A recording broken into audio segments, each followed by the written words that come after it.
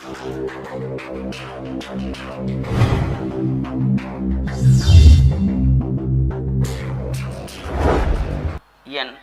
குலதெய்வமான குழுந்தாளம்மனை போற்றி, பெரிய கருப்பணசாமியை போற்றி. அனைவருக்கும் எனது பணிவான வணக்கங்கள். வணக்கம். எதிர்காலம் எப்படி இருக்கும்? பொதுவாக யாராக இருந்தாலும், இதில் குறிப்பாக ஒரு 40 வயசுக்கு மேலானவர்கள், துணை இல்லாதவர்கள், அதாவது துணை அப்படின்னா ஒரு மனைவிக்கு கணவன் இல்லாதவர்கள் அப்படி எடுத்துக்கலாம், அல்லது யாரோடைய உதவியும் இல்லாமல் தனிமையாக இருக்கிறார்கள்ல, அவர்களுக்கெல்லாம் இந்த எதிர்காலத்தை பற்றி ரொம்ப பயந்துக்கிட்டு இருப்பாங்க. எப்படி நம்ம காலத்தை தள்ள போகிறோம், இன்னும் வருங்காலத்துக்கு நம்ம என்ன செய்ய போகிறோம் அப்படின்னு ஒரு பெரிய பயமாக இருக்கும். அது பொதுவாக எல்லாருக்குமே, அது ஜோதிடராக இருக்கட்டும் அல்லது பொதுவாக மனிதனாக இருந்தால், எதிர்காலத்தை பற்றி இந்த வயது ஆக ஆக நம்ம இத்தனை குழந்தையெல்லாம் பெற்றுட்டோம், அவங்களுக்கெல்லாம் பொதுவாக இன்னொன்று, இந்த கல்யாணம் செய்ய போகிறவங்க அந்த ஜாதகம் பார்க்கும்போது எங்களுக்கெல்லாம் தெரியும். வர்றாங்களா பொருத்தம் பார்க்கும்போது ஒரு பையனை மட்டும் பெற்றிருப்பாங்க, அல்லது ஒரு பையன் ஒரு பொண்ணு இருக்கும். அந்த ஒரு பொண்ணு ஏற்கனவே கல்யாணம் பண்ணி கொடுத்துட்டாங்கன்னா பையன் இருக்கான்ட்டே இருப்பாங்க. அடுத்து அந்த பையனுக்கு பொருத்தம் பார்க்க வரும்போது அல்லது இந்த ஜாதக ரீதியாக ஏதாவது பார்க்க வரும்போது அவங்களுக்கு மனசில் பயமாக இருக்கும். கல்யாணம் பண்ணிட்டாக்கும் அடுத்து வர்ற மருமகன் நம்மளை பார்ப்பாங்களா, சாப்பாடு போடுவாங்களா? ஏன்னா வயசாகிடுச்சுன்னா நமக்கு அந்த உடம்புல இருக்க தெம்புன்னு சொல்லுவோம்ல, தைரியம், அந்த எனர்ஜி இதெல்லாம் கம்மியாயிரும். கை கால் வலிக்கும், உட்காந்து எந்திரிக்க முடியாது. அந்த மாதிரி இருக்கும்போது நம்மளை கடைசி காலத்தில் யார் பார்த்துக்குவாங்க அப்படின்னு பயம் இருக்கும். அதான் எதிர்காலம் அப்படின்னு இருக்கும். அப்போ நான் ஒரு வரியில் சொல்லிட்டு போயிடலாம். எதிர்காலம்னா உங்கள் லக்னம் ராசி சரியாக இருக்கான்னு பாருங்கள். தேசா புத்தி அதில் கோச்சாரத்தில் ஏதாவது அஷ்டம சனி 7 சனி வராமல் இருந்தால் வயதானதுக்கு அப்புறமா அது நன்றாக இருப்பீர்கள் அப்படின்னு எடுத்துக்காட்டாக நான் வாட்டில் சொல்லிட்டு போயிடலாம். அது அப்படி இல்லை. குழந்தைகள் தாய் தாப்புனை பார்த்துக்கிறாங்கன்னா அது ஒவ்வொரு பாகத்துக்கும் ஒன்று இருக்குது. அது நிறையா விஷயங்கள் இருக்குது, அது அப்படி பார்க்கணும். இப்போ பொதுவாக ஒருத்தர் எதிர்காலம் ஒருவருடைய ஜாதகத்தில் எப்படி பார்க்கணும்னா, ராசி லக்னம் நல்லா இருக்கா, அதுக்குள்ளே அதிபதிகள் நல்லா இருக்காங்களா, இப்போ நடந்து கொண்டு இருக்கிற தசாபதி, அடுத்து வரக்கூடிய தசாபதி, அதாவது முடிந்த காலத்தை விட்டுருங்க, நிகழ்ந்த காலம், கடந்த காலம், அதை பற்றி அப்படி ஒதுக்கி வைப்போம். எதிர்காலத்தை பற்றி தான் இப்போ நம்ம பேசிக்கிட்டு இருக்கோம். இப்போ எதிர்காலம் அப்படின்னா வரும் காலங்கள் நமக்கு எப்படி நன்மையாக இருக்குமா தீமையாக இருக்குமா? இந்த தீமைங்கிறத விட நம்ம கஷ்டப்படுவோமா? இவ்வளோ நாள் கௌரவமாக வாழ்ந்துட்டோம்னா, ஏதாவது வேலைக்கு போனோம், யாரையும் எதிர்பார்க்காம வாழ்ந்துட்டோம். சில குடும்பத்திலலாம் பார்க்கும்போதும் ரொம்ப சங்கடமாக இருக்குது, ரொம்ப மன கஷ்டமாக இருக்குது. ஏன்னா என்ன சொல்கிறேன்னே தெரியல. இந்த ஊருக்கெல்லாம் உதவி பண்ணுறவங்க, ஐயன் ரொம்ப நல்ல மனுஷரெலாம் இருந்து பேர் வாங்கினவங்களாம் வயதானப்போ அவங்க குடும்பத்தில் அவங்கள கவனிக்க முடியாது. அதெல்லாம் பார்த்து நமக்கு பயம் கொடுக்கும். அவருக்கே நல்ல மனுஷன், பாவம், நல்லா உதவி பண்ணார், இன்றைக்கி அவருடைய தேவைகளுக்கு உட்காந்து எந்திரிக்க முடியாது. ஒரு டம்ளர் தண்ணி வேணும்னாலும் யார்கிட்டயாவது தண்ணி வேணும்னு கேட்கணும். அந்த தண்ணி எடுத்துகிட்டு வர்ற ஆள் ஏதாவது முனைவிக்கிட்டே வரும். இவர் அதை கேட்கும்போது சங்கடமாகும். அந்த தண்ணிக்குன்னு சாப்பாடுக்கு நேரத்துக்கு கிடைக்காது. அந்த பசி இருக்கிறப்ப இதில் இந்த வயதான காலத்தை பற்றி தான் நம்ம பேச வேண்டி வருது. எதிர்காலம் ஒரு 65-70 வயசு இப்படி, அதாவது அவங்களால அவங்க வேலையை செய்ய முடியாமல் ஒருத்தர் உதவி வேணும். அந்த நேரத்தில் ஒரு ஆணுக்கு தான் நான் சொல்கிறேன், பெண்ணை விட ஆண் ரொம்ப கஷ்டப்படுறாங்க. அந்த கௌரவமாக வாழ்ந்துட்டு எதாக இருந்தாலும் மனைவி இருக்கும்போது, அதெல்லாம் மனைவி அமைவதெல்லாம் இறைவன் கொடுத்த வரம் தான்.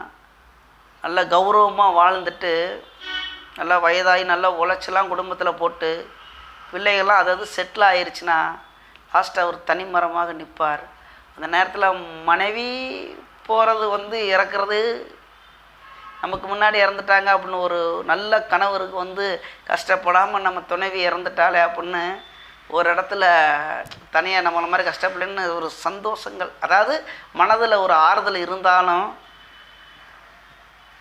அந்த ஒரு வயதான காலத்தில் அவங்க கஷ்டப்படுறது ரொம்ப ரொம்ப வேதனை. சரி, அதெல்லாம் ஜோதிடத்தில் பார்க்கலாமா? கண்டிப்பாக பார்க்கலாம். என்ன அப்படின்னா, மனைவி இருக்கும்போது ஒன்றும் தெரியாது, ஏதோ வஞ்சிக்கிட்டு அது இந்த வயசாச்சுன்னா அந்த துணியெலாம் துவைச்சி போட்டுருவாங்க, சாப்பாடு நேரத்துக்கு வந்துடும், ஏதோ அவங்களுடைய தேவைகளை பூர்த்தி பண்ணிடுவாங்க. அந்த மனைவியும் இறந்து என்னதான் பிள்ளைகள் இருந்தாலும் என்னதான் இருந்தாலும் அந்த வயதான காலத்தில் கவனிக்கிறதுக்கு ஒரு ஆணுக்கு சொல்கிறேன் மனைவி வேணும். அதே மாதிரி பெண்ணுக்கும் கணவர் வேணும். ஏதோ ஒரு லக்கம், ஏதோ ஒரு வேலை, ஏதோ ஒரு பணம் சேமிப்பு வச்சுருப்பாங்க, ஏதோ ஒன்று அல்ல, அதுக்கு ஏதாவது ஒரு மாற்று வழி இதை பண்ணலாமா அப்படின்னு கண்டிப்பாக அதை பண்ணி கொடுத்துருவாங்க. அது நல்லா இருக்கும். இந்த வயதான காலத்தில் வந்து இப்படிலாம் பிரிஞ்சு நம்மளை யாரும் பார்த்துக்க மாட்டாங்களா அப்படின்னு மனசில் ஒரு பயமாக இருக்கு பாருங்களே, அது இதை விட பெரிய துக்கம். அது நடக்கிறது ஒரு லக்கம் இருக்கட்டும், மற்றவங்களாம் பார்த்துட்டு இந்த பயம் அப்படிங்கிறது அது வார்த்தையால் சொல்ல முடியாது, பயந்துக்கிட்டே இருக்கும். இந்த என்னென்னா இறக்கிறத பற்றி, இறந்து போகிறத பற்றி ஒன்றும் இல்லை, அது ஒரு நாள். ஆனால் அந்த இன்னும் பிழைக்க மாட்டார், ஒரு இறந்துருவார், நாளை கடத்துறாங்க பாருங்க, அந்த நாளை எண்ணுறாங்க பாருங்க, அது உள்ள கஷ்டம் பெரிய கஷ்டம். ஒருத்தருக்கு யாராக இருந்தாலும் நமக்கு ஒரு தீராத நோய் வந்துருச்சு, இந்த நோயினால் நம்மளை காப்பாற்ற முடியாது, இந்த நாளை கடத்துறது தான் அப்படிங்கும்போது அதோடைய அந்த பேஷண்ட்டு, அந்த பாதிக்கப்பட்டவருக்கு உள்ள மனவேதனை மாதிரி தான் இருக்கும். இந்த கஷ்டத்தை பற்றி நினைக்கும் போது நம்ம என்ன செய்ய போகிறோம், எது செய்வோம்னு. சரிங்களா? சரி, இதில் வந்து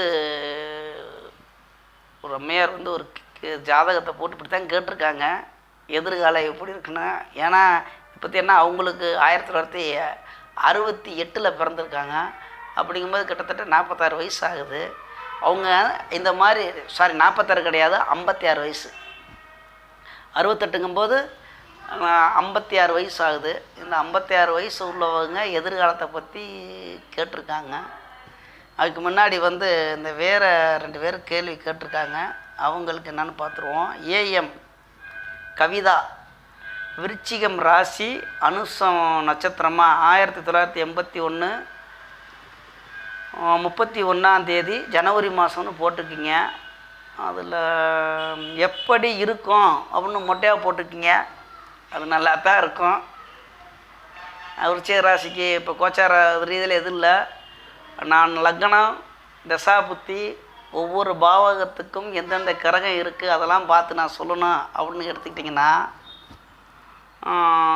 சரியான பிறந்த நேரம் வேணும், அந்த ஏரியா, அந்த எந்த மாவட்டத்தில் பிறந்தீங்க, எந்த ஊரில் பிறந்தீங்க அப்படிங்கிற இடம்லாம் போடணும். இந்த மொட்டை கடைசி மாதிரி நீங்கள் போட்டிங்க. இப்போ நான் பொதுவாக விருச்சிக ராசிக்கா, அப்போ கோச்சாரத்தை வச்சு பார்த்துருவேன். அம்மா 7.5 சனி கடந்துட்டீங்க, இப்போ வந்து இந்த அர்த்தாஷ்டம சனி, விருச்சிகம் தனுசு மகரம் கும்பத்தில் தானே சனி போகுது, அப்போ ராசிக்கு 4ஆம் இடத்துல இருக்குது, அர்த்தாஷ்டம சனி இருக்குது, கொஞ்சம் பார்த்துக்குங்க. அது கோச்சாரம் உங்கள் ராசிக்கு. அப்புறம் ராகு எடுத்துட்டிங்கனாக்கும் 5ஆம் இடத்துல ராகு இருக்குது, ராசிக்கு 11ல் கேது இருக்குன்னு அதுக்குள்ளே போகிறேன்னா அந்த கோச்சாரத்தில் பார்த்து சொல்லிடுவேன். அது முறை கிடையாது. நீங்கள் பிறந்த இனியும் முடிஞ்ச அளவுக்கு தமிழில் வந்து நீங்கள் இந்த உங்களுடைய கேள்வியை வந்து அந்த டைப் அடித்த எழுத்துக்கள் வந்து தமிழில் இருக்கட்டும், இங்கிலீஷ் எனக்கு அவ்வளோக்காக தெரியாது. இதே மாதிரி உங்கள் பிறந்த தேதி நேரத்தையும் போடுங்க, எந்த ஊருன்னு போடுங்க, கண்டிப்பாக நான் பதில் தர்றேன். அடுத்து அவங்க வந்து என்ன, அதான் கவிதாங்களா. அடுத்து யாருன்னா, யார் கேட்டிருக்காங்க, கார்த்திக். அவர் என்ன கேட்டிருக்காங்க, மிக்க நன்றி ஐயா, மிகவும் தெளிவாக விளக்கி கூறியதற்கு அப்படின்ட்டு இருக்காரு. அந்த திருமணம் இதை பற்றி போட்டிருந்தேன், எதிர்காலம் திருமணம் எப்போ நடக்கும்னா அதுக்கு அவர் நன்றி சொல்லியிருக்காங்க. அது உங்களுக்கு நன்றி தான், வணக்கம். சரிங்களா? நன்றி, வணக்கத்தை தெரிவித்துக் கொள்கிறேன். அடுத்து வந்து இப்போ நம்ம அந்த எதை பற்றி பார்க்க போகிறோம் அப்படின்னா, எதிர்காலத்தை பற்றி சொன்னோம்ல, அவங்க கேட்டிருக்காங்க. அவங்க வந்து என்னன்னா, அவங்க பேர் வந்து லதா, பாலக்காடு. பார்த்துருவோம். ஐயா வணக்கம். 1968 ஜனவரி 18 நள்ளிரவு 12:40 விடிந்தால் 19ஆம் தேதி பாலக்காடு, சிம்ம ராசி, மக நட்சத்திரம் அப்படின்னு போட்டிருக்காங்க. இது ஜோதிட கணக்கு அப்படின்னு எடுத்திங்கனாக்கும் இப்போ நிறையா பேர் வந்து 19ஆம் தேதி எடுத்துக்கலாமா 18ஆம் தேதி எடுத்துக்கலாமா அப்படின்னு சில ஜோதிடருக்கு சந்தேகம் வரும். ஜோதிட கணக்கு நம்ம தமிழ் கணக்கு வந்து சூரியன் உதயத்தில் இருந்து மறுநாள் உதயமாகிற வரைக்கும் ஒரு நாள் கணக்கு தான். நம்ம சூரியனை வச்சு தான் நம்ம கணக்கெலாம் எடுக்கிறது. இந்த நாளிகை விநாயகெல்லாம் அந்த காலத்தில் எடுப்பாங்க. இப்போ நம்ம மணியை பார்க்கும்போது அந்த பிரிட்டிஷ்காரங்க கொண்டு வந்தது வந்து இரவு 12 மணிக்கு மேலானா அடுத்த நாள் கணக்கு வந்துடும் 19ஆம் தேதி. அது நமக்கு எடுக்க தேவையில்ல. 18ஆம் தேதி எடுத்துக்குவோம். சரிங்களா? அப்படி பார்க்கணும். பெயர் லதா. என் எதிர்காலம் பற்றி கூறுங்கள். சாதியோ கெட்ட ஜாதகமா அப்படின்னு, இந்த ஜாதகம் கெட்ட ஜாதகமா அப்படின்னு கேட்டிருக்காங்க. எந்த பாவம் சரியில்லை என்று தான் எனக்கு விடியும் அப்படின்னு கேட்டிருக்காங்க. என்று விடிய, அதாவது என்றைக்கு நல்ல காலம் பிறக்கும் அப்படின்னு. எல்லாருக்கும் நல்ல காலம்தான் பிறக்கும். அந்தந்த காலத்தில் அது நடக்கத்தான் செய்யும். இப்போ இரவு அப்படின்னா ஒரு குறிப்பிட்ட மணிக்கு மேலே இரவாகும், இருட்டும் அப்படின்னு இருக்குது. இப்போ சாயங்காலம் இப்போ சித்திரை மாதங்களாம், சித்திரைனா பகல் பொழுது அதிகமாக இருக்கும். 6-7 மணி வரைக்குமே நல்லா பகலாத்தான் நல்லா கும்மு இருட்டு இல்லாமல் நல்லா ஒரு வெளிச்சமாக இருக்கும். அதுவும் இல்லாமல் இப்போ சித்திரை பௌர்ணமி வேறு, அப்போ வெளிச்சமாக இருக்கும். இதே வந்து நம்ம இந்த தை மாதம், இந்த ஐப்பசி கார்த்திகை மார்கழி தை இப்படி போயிட்டோம்னாக்கும் பகல் பொழுது கம்மியாக இருக்கும். அப்போ அந்த நேரம் நான் சொல்கிறது என்ன அப்படின்னா, எப்போ விடியும் அப்படின்னு நீங்கள் கேட்குறீங்க. விடியும்னா உங்கள் வாழ்க்கையில் எப்போ நல்ல காலம் பிறக்கும் அப்படின்னு கேட்குறீங்க. பொதுவாக யாராலையும் அவங்களுக்கு ஒரு நல்ல காலம் வர்றது அந்த இயற்கை தான். அதை தடுக்கிறதுக்கு யாராலும் முடியாது. உங்களுக்கு நல்ல நேரங்களை வரும்போது நல்லதே நடக்கும். கெடுதல் அப்படின்னா தீயவர்களோட சேர்ந்த கெட்ட தசாபுத்திகள் வரும்போது கெட்ட பலன்கள் தான் நடக்கும். அது யாருக்காக இருந்தாலும் சரி, அது தெய்வ புத்திரர்களாக இருந்தாலும் சரி, அவங்களுக்கு அதை அனுபவிக்கணும்னா அனுபவிச்சு தான் தீரணும். கர்மா வினைகளை அவரவர் இந்த பூமியிலே அனுபவிச்சுட்டு தான் தீர்க்கணும். அதில் எந்த மாற்று கருத்தும் கிடையாது, துளி கூட கிடையாது. அது அப்புறம் அப்படி இப்படின்னா இதுக்கு மேலே அவங்க தெய்வ பிரார்த்தனை பண்ணி அதை வந்து இவங்க மறக்கிறாங்க. கெடுதல் வருது, அதை மைண்ட் பண்ண மாட்டாங்க. நமக்கு இப்படித்தான் அப்படின்ட்டு போயிடுவாங்க. ஆகையினால சரி பார்த்துருவோம், அப்படியே பேசிட்டே போவோன்னா. மீண்டும் இவங்க வந்து 18 ஜனவரி 1968 பிறந்திருக்காங்க. 12:40 AM பாலக்காடு மாவட்டத்தில் பிறந்திருக்காங்க. பெண் தான். அப்படி பார்க்கும்போது ராசி கட்டம் இந்த ஸ்க்ரீனில் வருது பாருங்கள். லக்னம் வந்து துலா லக்னம், ராசி கடக ராசி. இப்போ ரொம்ப பயத்தை கொடுக்கும் பாவத்தை. கடகராசினாவே நானும் கடகராசி தான் சொல்லிக்கிறேன் உங்களுக்கு. அஷ்டமச்சனி, நானும் இந்த அஷ்டமச்சனியோட தாக்கங்களை அனுபவித்து கொண்டு தான் இருக்கேன். எந்த இடத்துல போனாலும் தாமி தான். நம்ம ஒன்று நினைப்போம், அது ஒன்று நடக்கும். நம்ம எதிர்பார்த்துட்டு ஒரு லக்கம் போவோம், வரவு வரும்னு போனால் கையில் இருக்க காசு செலவாகிட்டு சும்மா வருவோம். மனம் குழம்பி போய் இருப்போம். அந்த அஷ்டமச்சனியில் யார்கிட்டையும் நாணயமாக இருக்க முடியாது. நாணயம் கெட்டு போயிடும், நமக்கு கெட்ட பேராக வரும். கொடுக்கல் வாங்கலாம் காசு நம்ம கொடுத்துடலாம்னு ஒரு கணக்கு பண்ணி வாங்கியிருப்போம். இது நாளில் ஒரு சீட்டே சேர்ந்துருப்போம், அது கிடச்சிடும், கொடுக்கலாம்னு சொல்லி கொஞ்சம் பணம் வாங்கியிருப்போம், அதை கொடுக்க முடியாது. நாணயம் கெட்டு போயிடும், நாணயம் நம்ம மதிப்பு கெடும், தாமதமாகும். நம்ம மேலே அதிகமாக பாசம் வச்சுருக்குவாங்களா நம்மளை வந்து வெறுக்க தொடங்குவாங்க. அதிகமாக யாரெல்லாம் நம்ம மேலே பாசம் வச்சுருக்காங்களோ எடுத்துக்கங்க. சொந்த பந்தத்தில் உள்ளவங்க, உறவு முறைகள், இவங்கெல்லாம் வந்து இந்த காலகட்டம் அஷ்டமச்சனி காலகட்டத்திலலாம் வெறுக்குவாங்க, வெறுப்பாகும். எந்த இடத்துல போனாலும் அசிங்கமாக இருக்கும். நம்ம யாருக்கும் அட்வைஸ் பண்ணாமல் நம்ம வாட்டில் வேடிக்கை பார்த்தா போதும். அதுதான் நமக்கு தெரியும், இது தவறு தான் நடக்க போது, இவர் போகிறது இவர் செய்கிறது சரியில்லைன்னு. இப்போ நீங்கள் பெண்கள் தானே, அப்போ பெண்களுக்குன்னா உங்களுக்கு ஒரு செய்யலாம், ஒரு சாப்பாடே செய்கிறாங்க, ஒரு பாஜகம் பக்ஷணம் ரெடி பண்ணும்போது, வேறு மலையாளியா, ஆமாம், அந்த சாப்பாடு பக்ஷணம் ரெடி பண்ணும்போது என்ன ஆகிப்போம் அப்படின்னா, அவங்க இது போடுற பொருள்கள் வந்து அளவு கூடலாம் கம்மியாகலாம் கொஞ்சம் போடுனாக்க அது எனக்கு தெரியுங்கும்போது அந்த இடத்துல உங்களுக்கு சங்கட்டமாகும். இந்த மாதிரிலாம் நடக்குது அஷ்டமச்சனி காலகட்டத்தில். பொறுத்து தான் இருக்கணும். ரெண்டாவது அந்த ஸ்க்ரீனில் அந்த இப்போ தான் போட்டு அதை விளக்குவோம். லக்கணத்துக்கு 2ஆம் இடத்துல சுக்கிரன், 4ல் சூரியன் புதன், 5ல் செவ்வாய், 6ல் சனி ராகு, 10ல் சந்திரன், 11ல் குரு வக்ரம், 12ல் கேது. சரிங்களா? இப்போ என்ன அப்படின்னு கேட்டிங்கன்னா வலுவெலாம் அப்படியே பேசும்போது இப்போ வந்துடலாம். ராகு தசை உங்களுக்கு நடந்துக்கிட்டு இருக்கு. 6ஆம் இடத்தில் இருந்து கொண்டு பொதுவாக மறைவு ஸ்தானத்தில் தீய கிரகங்கள் இருந்து தசாபுத்தி நடத்தும் போது அந்த தசாபுத்திகள் நடக்கும்போது நன்மையே அப்படின்னு எழுதப்பட்டிருக்கு. தீய கிரகங்கள் கெட்ட பாவ கிரகங்கள் எடுத்துக்கிட்டோம்னா சூரியன், செவ்வாய், சனி, ராகு, கேதுக்கள், இது பாவக்கிரகம். இவங்க மறைவு ஸ்தானம் அப்படின்னா 3ஐயும் எடுத்துக்கலாம். அது அயன போயின ஸ்தானத்தில் வந்துடுது. இருந்தாலும் மறைவுன்னு எடுத்தாக்க 6, 8, 12 இந்த இடத்துல இருந்து கொண்டு தசாபுத்தி நடக்கும்போது நன்மை நடக்கும்னு. நன்மை நடந்தால் நீங்கள் ஏன் இந்த மாதிரி எதிர்காலத்துக்கு கேள்வி கேட்குறீங்க? நன்மை நடக்கலை. நன்மை நடந்தால் நீங்கள் ஏன் பயப்படுறீங்க? நன்மை இல்லை. பொதுவாக அப்போ வீடு கொடுத்தவனுக்கு போயிடணும், சாரநாதனை பார்க்கணும், கூட இருக்கவங்கள பார்க்கணும். யாரெல்லாம் பார்க்குறாங்க? ராக கணிக்கணும்னா பெரிய விஷயங்கள் இருக்குது. அப்போ உங்களுக்கு ராகு இருக்கிறது மீனத்தில் தான் இருக்குது. மீனம்னா வீடு, அதுக்கு அதிபதி குரு தான். அப்போ குருவோடைய நிலப்பாடு என்ன? தன் வீட்டுக்கு 6ல் மறைகிறார். பாவத் பாவகம், இங்கே தான் பாவத் பாவகம். இந்த ராகுக்கு வீடு கொடுத்தவன் தன் வீட்டுக்கு 6ஆம் இடத்தில் மறைகிறான், வக்ரம் பண்றான். ஒன்று கூட இருக்கிறது இயற்கை பாவி, லக்ன நண்பர். லக்னத்துக்கு நண்பர் தான், ஆனால் இயற்கை பாவி சனி இருக்கிறார். அப்புறம் சாரத்தை யாரையும் பார்த்துருவோம். ஒரு சாரம் என்ன சாரம் வாங்கியிருக்காருன்னு. ராகு சாரம் வாங்கியிருக்கிறது ரேவதியோட சாரம் வாங்கியிருக்கார், புதனுடைய சாரம்.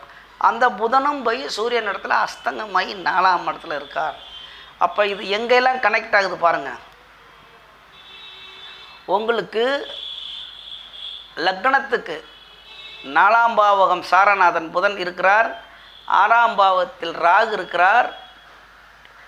கூட இருக்கிறது 4ஆம் இடத்துக்கும் 5ஆம் இடத்துக்கும் உள்ள அதிபதி இருக்கிறார்.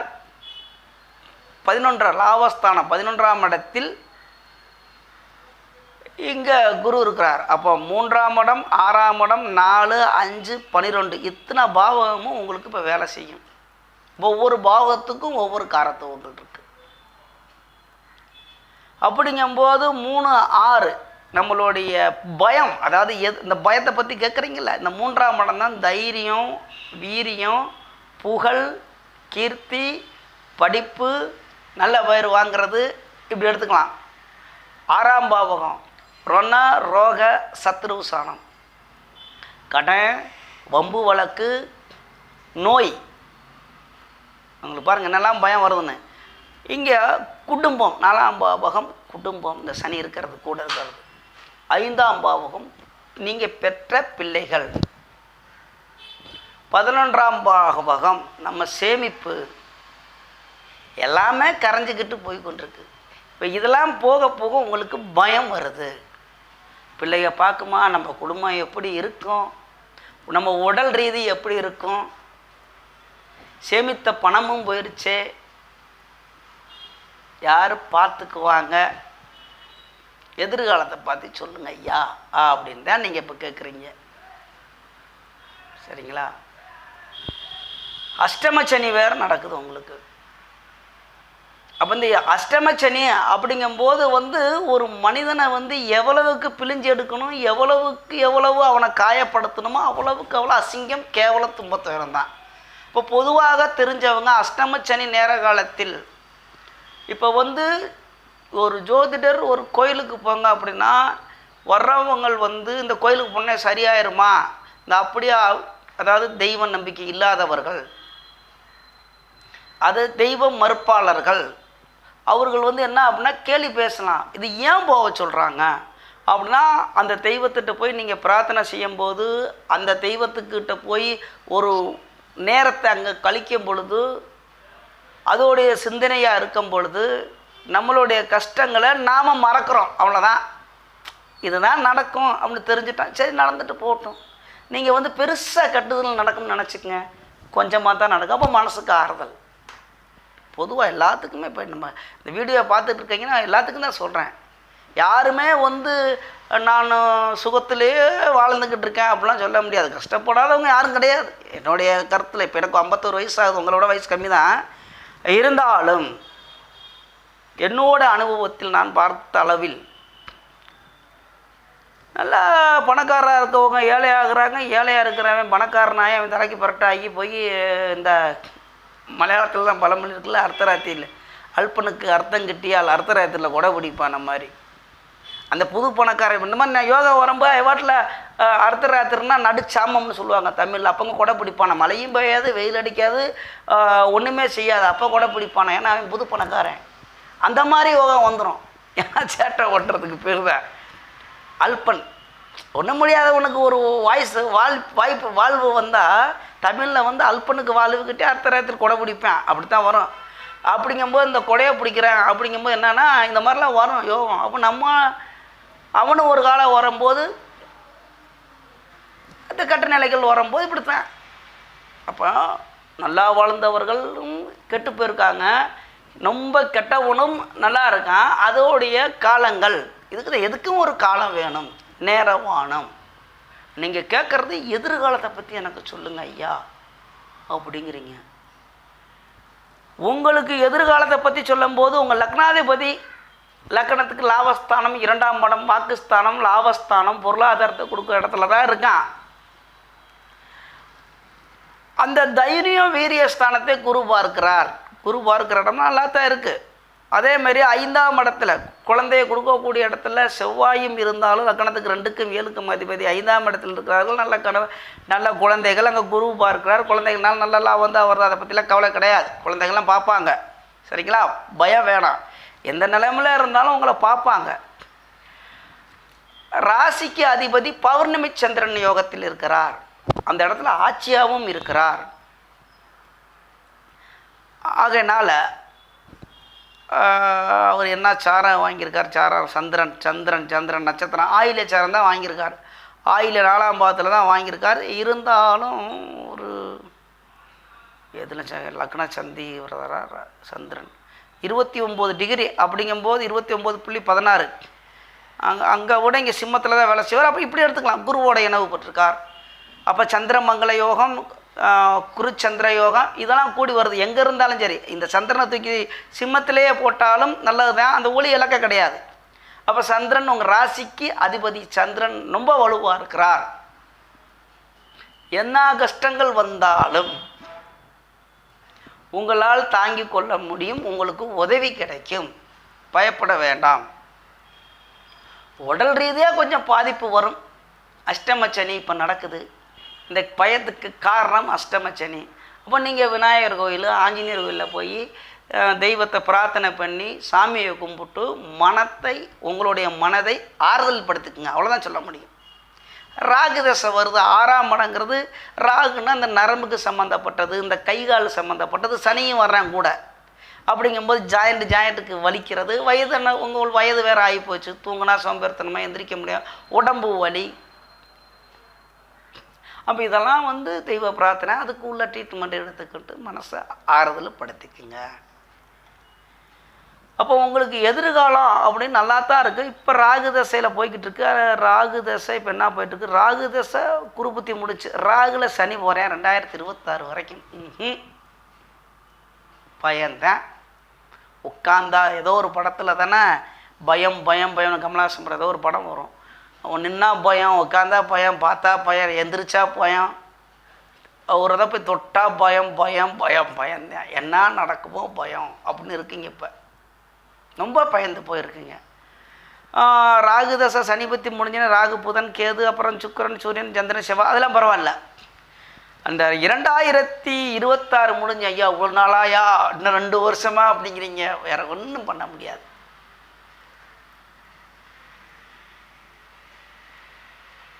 கர்மா வினைகளை ஒருவர் அனுபவிச்சு தான் தீரணும். அது எந்த மாற்று கருத்தும் கிடையாது. அதுக்கு மாற்று வழி சொல்லுங்க ஐயா அப்படின்னா என்ன சொல்கிறதுன்னா உங்களுக்கு புரிகிற மாதிரின்னா, இப்போ மிளகாயவே கடிச்சாச்சுன்னா மாற்று வழின்னா அதோடைய உரப்பு நாக்கில் பட்டுக்கிட்டு தான் இருக்கும். ஒரு காயம் ஆகி போச்சுன்னா அது ஆறுற வரைக்கும் இருந்து தாங்கி கொள்ள தான் வேணும். ஏதாவது மருந்து கடிச்சா கசக்கத்தான் செய்யும். அப்போ அது மாறுறதுக்கு டைம் இருக்குல்ல. அதே மாதிரி உங்களுக்கு இது மாறுறதுக்கு காலங்கள் 2026 வரைக்கும் தாங்கி கொள்ளுந்தான் ஆக வேண்டும். எதிர்காலம் அதுக்கப்புறமா பரவாயில்லை. ராகு தசை புதன் புத்தி ராகுல கேதுங்கிறது ஒரு தனிமையைப்படுத்துவார். கொஞ்சம் தொந்தரவை கொடுத்தாலும் பரவாயில்ல, எல்லாம் இறைவன் அவர் பார்த்துக்குவார். ராகு அப்படின்னா பாம்பு தான், பாம்பு கிரகம். அது விநாயகரை கும்பிடும் போதே வந்து அங்கே ராகு கேது எப்படியும் விநாயகர்கிட்ட வச்சுருப்பாங்க. இல்லாட்டி நாக அந்த புத்து உள்ளது, இல்லை நாகக்கண்ணி, நாகம்மாள், இந்த பாம்புன்னு சொல்கிற கோயிலுக்கெல்லாம் போய் அதாவது வந்து நீங்கள் வணங்கணும், பிரார்த்தனை பண்ணணும். அதைத்தான் நான் சொல்கிறேன். அது நான் போய் இப்போ நாக கோயிலில் போய் இப்போ நாகம்மா கோயிலில் போய் நான் போய் முட்டை நாகம்மாளுக்கு பாம்புக்கு போய் முட்டையும் பாலும் ஊற்றி இதெல்லாம் நான் ஜாமி கும்பிட்டேன் எனக்கு இந்த கஷ்டம் வராதா அப்படின்னு கேட்டிங்கன்னா அது கிடையாது, அது பொய். அந்த இடத்துல வந்து பரிகாரம் இது இல்லை. கர்மாவனையில் உங்கள் மனசுக்கு சாந்தி அடையும், உங்கள் மனதுக்கு ஒரு நிம்மதி கிடைக்கும், சாந்தி அடைவீர்கள். சாந்தி அப்படின்னா நிம்மதி தான். நிம்மதியை தேடிங்கிறதுலாம் இருக்குல்ல, அதே மாதிரி இப்போ நீங்கள் நிம்மதியை தேடிக்கிட்டு இருக்கீங்க. நிம்மதிங்கிறது எங்கே இருக்குது அப்படின்னா மனம் அமைதியில் தான் நிம்மதி இருக்குது. நம்ம கடந்த காலத்தை, அதாவது கடந்த காலத்தை நம்ம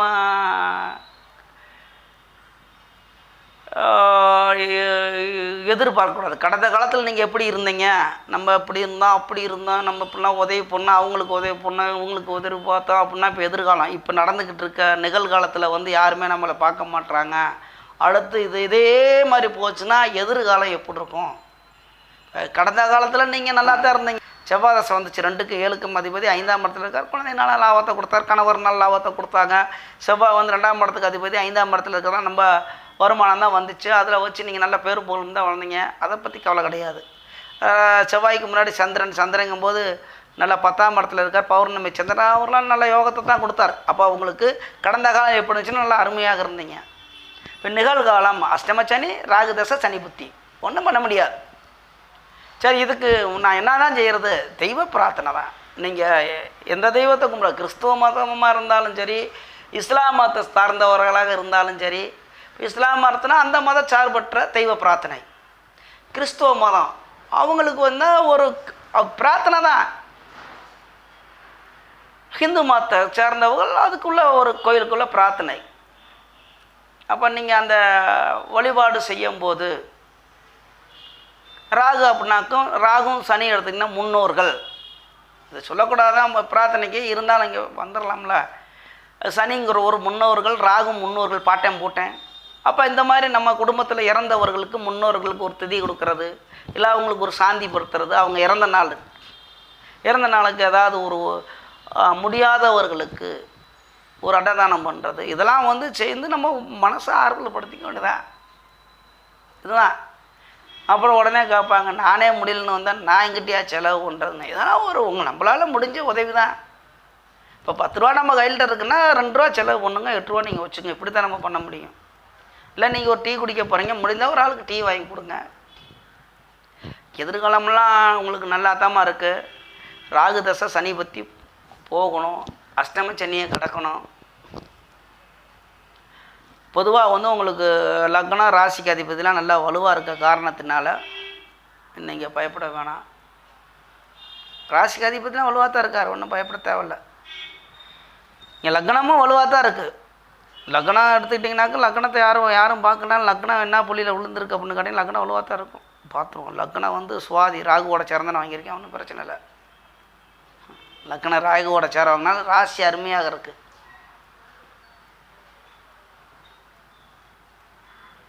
ராசி அருமையாக இருக்கிறது, ஒன்றும் பிரச்சனை இல்லை. அதனால் வந்து உங்களுக்கு எதிர்காலம் வந்து பயத்தை கொடுக்கும். அதுக்கு ஒரே வழி தெய்வ பிரார்த்தனை பண்ணுங்க, நல்லா இருப்பீங்க. மற்றபடி இதில் உங்களுக்கு சொல்கிறதுக்கு ஒன்றும் இல்லை. ஆமாம், எந்த பாவகம் சரியில்லை என்று தான் எனக்கு விடியும் என்று விடிமை. எந்த பாவம், எல்லா பாவமும் நல்லா தான் இருக்குது. 4ஆம் பாவம் நல்லா தான் இருக்குது, சந்திரன் பார்க்குறாரு. 5ஆம் பாவத்தை குரு பார்க்குறார். பௌர்ணமி சந்திரன் அதிகம் ஒளி பொருந்திய சந்திரன் வந்து குருவுக்கு விட பலமானவர். அந்த சந்திரனே அவங்க 4ஆம் பாவத்தை குடும்பத்தை பார்க்கிறார். 2ஆம் இடத்துல சுக்கிரன் இருக்கிறார். 2ஆம் இடம் வலுவாக இருக்குது. 4ஆம் பாவம் குடும்பஸ்தானம், அது வலுவாக இருக்குது. வண்டி வாகனத்துக்கு உள்ளது, அந்த குடும்பஸ்தானமும் நல்லா வலுவாக இருக்குது. 5ஆம் பாவம் குழந்தைகள் பாவகம், அதுவும் நல்லா குழந்தைகள்னால் நல்லா நல்லா இருக்குது. எதிரி பாவமான 6ஆம் பாவம் கெட்டு போயிருக்கு. அதனால் ஒன்றும் எல்லா பாவமும் நல்லா இருக்குது. சரிங்களா? 6ஆம் பாவம் கெட்டு தான் போயிருக்கணும். அந்த பவர் அதாவது அதிகம் கிடம்போது அந்த வேலை இல்லாமல் இருக்கிறது, உங்கள் குடும்பத்தில் வருமானம் இல்லாமல் இருக்கிறது, உடல்நிலை பாதிப்பாக இருக்கிறது, இதெல்லாம் வரும். யாராவது ஒருத்தர் தசை நேரத்தில் ஒன்றும் சேர்ந்த ராகுங்கிறது ரொம்ப மோசமானதான். இருந்தாலும் பார்ப்போம். நானும் உங்களுக்காக தெய்வத்துக்கிட்ட பிரார்த்தனை பண்ணுறேன். சரியா? நமது யூடியூப் சொந்தங்கள் அனைவரும் நல்ல வளமுடன் வாழ்வீர்கள், நன்றாக இருப்பீர்கள். நன்றி, வணக்கம்.